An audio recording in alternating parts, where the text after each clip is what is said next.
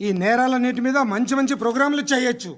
పసుపు పారాని ఆరక ముందే గొంతు తెగి పడ్డాన్నవ వధువు, కామందుడి కామానికి బలేనా 10 ఏళ్ల బాలిక బ్రేక్ తర్వాత చూడండి.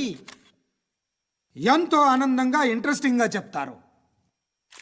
ఎలా చంపచ్చో వివరంగా షూట్ చేసి మరీ చూపిస్తారు. జనం కూడా చూస్తారు.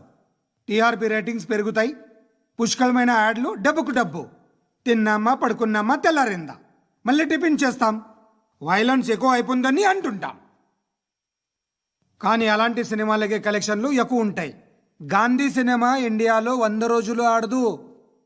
కడప కింగ్ అనేది 200 సెంటర్స్ 100 డేస్.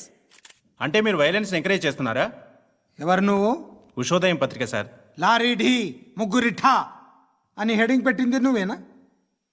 చచ్చి వాళ్ళ కుటుంబం అంతా ఎడుస్తుంటే నీకు ప్రాస్ కావాలా?